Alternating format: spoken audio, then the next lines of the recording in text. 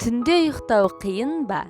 Әр түн сайын ананы, мынаны ойлаймын деп ұйқы келмейді ме? Жақсы ұйықтау, дем алу, ол сіздің денсаулығыңызға қаншалықты пайдалы екенін баршаңыз білесіздер. Ұйқыңыз қанық болса, иммунитетті жоғарлатып, ауруды жеңеді, яғни аурудың алдын алады. Бірақ біз ұялы телефон арқылы хабарламаларды тексеріп, YouTube арқылы бірнеше бейнежазбаларды қарасақ, уақыттың қалай түнгі сағат 3-4 болып қалғанын байқамай қалатын кездеріміз жеткілікті. Ұйықтар алдында телефон қарамау қажет екенін бәріміз де білеміз. Бірақ қазіргі заманда телефон қарамау мүмкін емес. Сондықтан қазіргі заманға сай ұйықтау амалын табу қажет деп ойлаймын. Сол үшін сіздерге 2 минуттың ішінде қалай ұйықтап кетуге болады және таңертең қалай сергек оянуға болады, осы жайында айтатын боламын.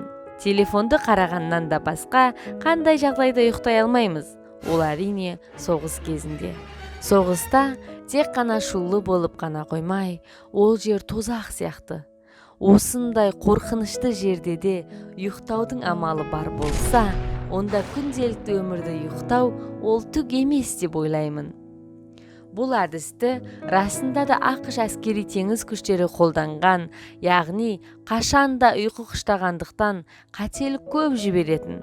Сол үшін арнайы ғылыми және практикалық әдістен өткізген 2 минут ішінде ұйықтауға болатын әдіс болып есептелінеді. 96% жетістікке жеткен ақштағы арнайы әскери күштер пайдаланған әдісті сіздермен бөліссем деймін. Төтенше жағдайда да қысқа болса да ұйықтауға болатын амалдар. Бір таңғаларлығы, тәжірибе көрсеткішінде кофе ішсе де, тіпті отырып та 2 минут ішінде ұйықтап қалуға болатын амалдар 96%-ға дәлелденген. Ал енді осы әдістерді айтатын боламын. Қарапайым 5 әдісті жасасаңыз, тез арада ұйқыға кете аласыз. Алдымен әдеттегідей орныңызға барып жатыңыз. Бетіңізді жоғары қаратып, көзіңізді жұмыңыз. Содан кейін бұлшық еттер ең көп жиналған беттегі барлық бұлшық еттерді босатыңыз. Тіл, жақ, көзіңіздің айналасындағы бұлшық еттермен қоса, бетіңіздегі бұлшық еттер түйіліп тұрса, онда маңдайыңыздың ортаңғы бөлігін босаңсытуға назар аударыңыз. Маңдайыңыз әбден босау қажет, яғни жұмсақ болуы тиіс. Демек, бір сөзбен айтқанда, мас адам сияқты бар денеңізді бос ұстаңыз.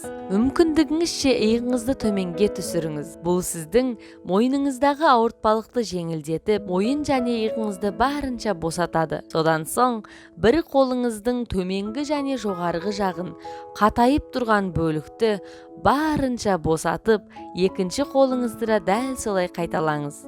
Содан кейін саусақтарыңызды да босатыңыз. Терең дем алыңыз және кеудедегі барлық күшті босатыңыз.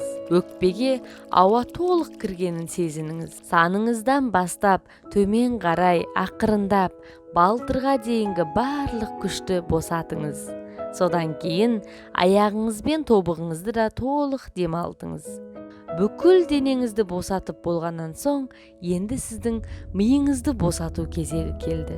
10 секунд бойы еш нәрсе ойламай, жай ғана миыңызды жұмыс жасауын тоқтатыңыз. Егер мидың жұмыс жасауын тоқтату қолыңыздан келмесе, онда теңізді немесе көгілдір аспанды елестетсеңіз де болады. Болмаса, қараңғы бөлмеде жатырмын деп 10 секунд қана ойлаңыз. Қазірдің өзінде де ұйықтап қалайын деп жатырсыз ба? Осылай жасасаңыздар, 2 минуттың ішінде балдай тәтті ұйқыға кетуге болады. Мен жай ғана бүкіл денемді бос ұстап, жеңіл жатсам да, таңертең тұрғанда өзімді өте керемет сезінемін. Яғни сергек оянамын. Себебі біз қанша ыңғайлы жатырмын деген күннің өзінде мен байқамай денеме күш салып ұйықтап жатамыз. Егер сіз саналы түрде күшіңізді босатсаңыз, онда денеде күштің аз да болса қалатыны рас. Сіздің бұлшық еттеріңіз түні бойы жұмыс жасап тұрса, ми сіздің бұлшық еттеріңізді үнемі түзеп тұратын болғандықтан, таңертең ұйқыдан тұрғанда шаршап оянасыз. Егер сіз осы мен көрсеткен әдістерді қолдансаңыз, балдай тәтті ұйқыға кете аласыз.